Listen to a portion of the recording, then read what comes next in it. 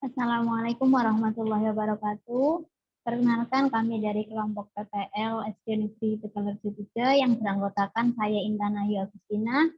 Yang kedua ada Galuh Nurmalika Sari, yang ketiga Hanun Salsabila, yang keempat Lucy Ega Kristiani, dan yang terakhir ada Nita Pratiwi. Kami di sini akan mempresentasikan laporan portofolio digital dari SD Negeri Tegalerjo 3. Yang pertama akan disampaikan oleh Saudari Lucy. Kepada Saudari Lucy dipersilahkan. Baik, terima kasih atas waktunya. Di sini saya akan menyampaikan permasalahan yang terjadi di dalam kelas selama berdasarkan observasi dan asistensi yang kami lakukan sebelum menyusun rancangan pembelajaran dan sebelum melaksanakan pembelajaran. Berdasarkan hasil observasi dan asistensi, permasalahan yang kami temukan rata-rata sama di setiap kelasnya. Yang pertama yaitu permasalahan terkait dengan karakteristik peserta didiknya. Yang pertama, peserta didik cenderung kurang fokus dalam mengikuti pembelajaran. Yang kedua, peserta didik kurang aktif dalam pembelajaran. Jika ditanya, peserta didik tidak menjawab dan cenderung ramai dengan teman-temannya. Yang ketiga, belajar peserta didik cenderung kinesetik. Yang keempat, kurangnya rasa percaya diri peserta didik dalam menyampaikan pendapat, gagasan, dan selanjutnya aspek kognitif sarana prasarana akan disampaikan oleh Saudari Nita.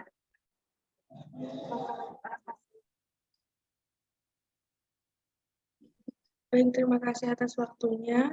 Di sini saya akan menyampaikan permasalahan dari aspek kognitif dan sarana dan prasarana. Yang pertama, aspek kognitif yaitu sebagian peserta didik masih perlu mendapatkan bimbingan, terutama dalam kerja kelompok. Kemudian ada kurangnya literasi dan numerasi dikarenakan belum terbiasa untuk mengerjakan soal yang terkait dengan literasi dan numerasi tersebut. Kemudian pada aspek sarana dan prasarana, kurangnya pemanfaatan sarana dan prasarana dalam kegiatan belajar seperti contohnya pemanfaatan tangga rumus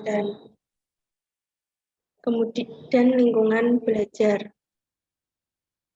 Selanjutnya akan disampaikan oleh Mbak Galuh Rizky Nurmalita terkait tips dan trik untuk mengatasi permasalahan tersebut. Baik, terima kasih atas waktunya. Berdasarkan beberapa permasalahan yang telah disampaikan tadi, kelompok kami memiliki tips untuk mengatasi permasalahan tersebut. Nah, yang pertama adalah mengajak peserta didik untuk melakukan kegiatan di luar kelas.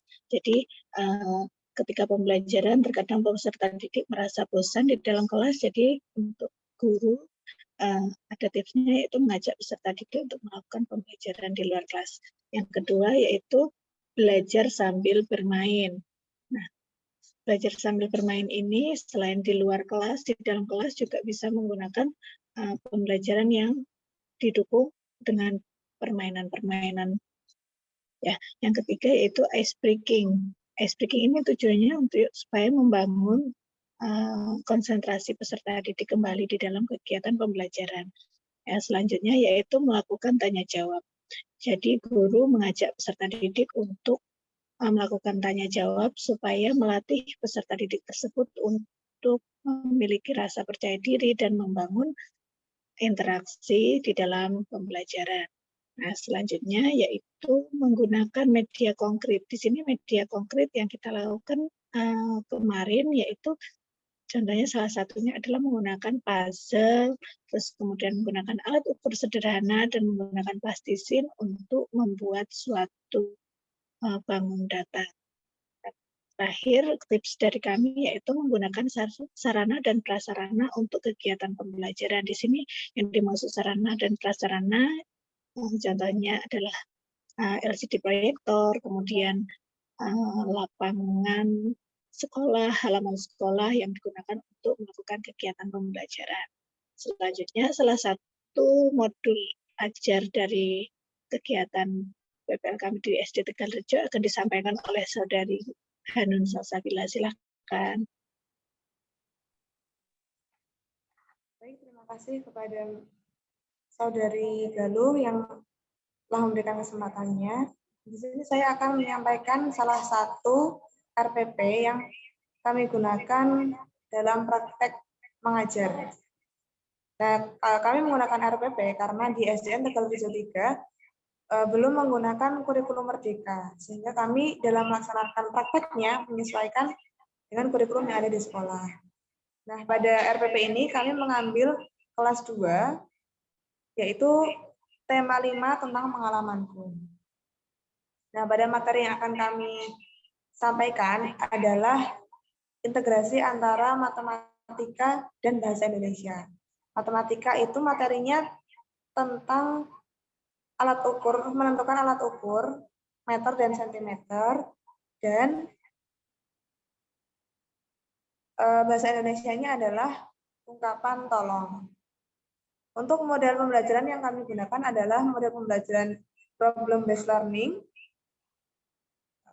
Kemudian metode yang kami gunakan ada ceramah, tanya jawab, diskusi, penugasan, pengamatan, dan juga moving group. Selanjutnya, salah satu tips yang kami aplikasikan adalah media. Media yang kami gunakan dalam praktek pengajar menggunakan media konkret.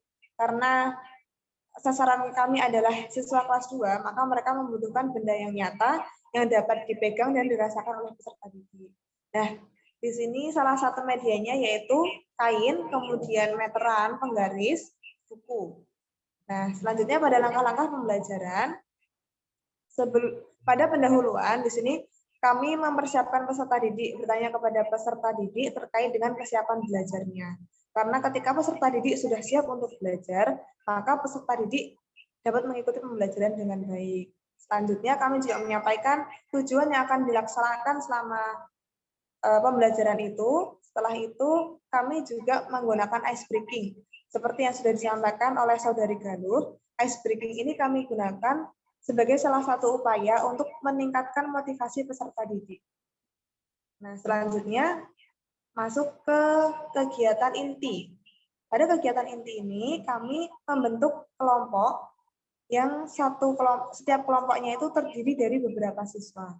Nah, kelompok ini kami buat berdasarkan dengan hasil diskusi oleh guru kelasnya. Jadi dalam satu kelompok ini terdapat siswa yang memiliki kemampuan di atas, terdapat juga siswa yang membutuhkan bantuan teman lainnya. Seperti itu. Nah, selanjutnya untuk konsep pembelajarannya kami menggunakan belajar dengan bermain. Di sini dibuktikan dengan adanya terdapat pos-pos pada praktik pembelajarannya.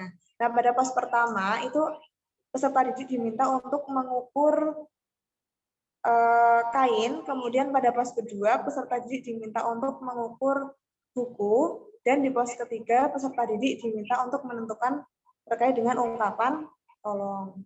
Nah, pada setiap posnya ini peserta didik diberikan kebebasan untuk menentukan alat ukur mana yang paling sesuai dengan benda yang telah disediakan. Nah, di sini anak-anak diberikan kesempatan untuk praktek sendiri, mengeksplorasi sendiri, dan mencari tahu sendiri, sehingga mereka mendapatkan pengalaman belajarnya sendiri dan lebih mudah diingat oleh peserta didik. Nah, selanjutnya adalah setelah selesai melakukan kegiatan di luar, pada saat itu kami melakukan kegiatannya di lapangan, kami kembali ke kelas untuk mempresentasikan hasil diskusi. Nah, pada presentasi hasil diskusi ini, peserta didik juga diberikan kebebasan untuk menyampaikan hasil diskusinya. Kemudian ada timbal balik dari teman-teman yang lainnya untuk bertanya terkait dengan penyampaian yang sudah disampaikan oleh kelompok-kelompok lainnya. Nah, pada bagian tanya jawab ini, kami juga memberikan kebebasan kepada peserta didik untuk bertanya lebih dalam terkait materi yang belum dipahami. Nah, selanjutnya adalah kami juga memanfaatkan sarana prasarana yang ada di sekolah. Dengan adanya LCD dan juga lapangan, itu sangat membantu proses pelaksanaan pembelajaran kami. Nah, di akhir, sebelum kami melakukan evaluasi, kami juga membangkitkan kembali semangat peserta didik dengan adanya ice breaking. Seperti itu. Selanjutnya, di akhir pembelajaran, kami melakukan refleksi dengan peserta didik dengan bertanya terkait perasaan peserta didik mengikuti pembelajaran selama 1 hari tersebut. Seperti itu. Nah, dalam pelaksanaan pembelajaran ini, kami mengupayakan menciptakan sebuah pembelajaran yang menyenangkan sehingga dapat memfasilitasi segala keberagaman yang terdapat di kelas 2. Seperti itu. Itu saja yang dapat saya sampaikan. Selanjutnya adalah output dari pelaksanaan praktik ini yang akan disampaikan oleh Saudari Intan. Terima kasih Saudari Hanun atas waktu yang diberikan. Selanjutnya, saya di sini akan menyampaikan output dari rencana pembelajaran dan tips yang sudah dilakukan. Berdasarkan penjelasan yang sudah disampaikan sebelumnya, maka output yang didapatkan yaitu yang pertama, siswa menjadi lebih fokus dalam mengikuti pembelajaran. Yang kedua, siswa menjadi aktif dalam kegiatan diskusi. Yang ketiga, rasa percaya diri siswa juga meningkat. Hal ini dapat dilihat pada saat siswa berani menyampaikan pendapatnya. Dan yang terakhir, kemampuan kognitif siswa juga meningkat. Berikut ada beberapa foto kegiatan pembelajaran.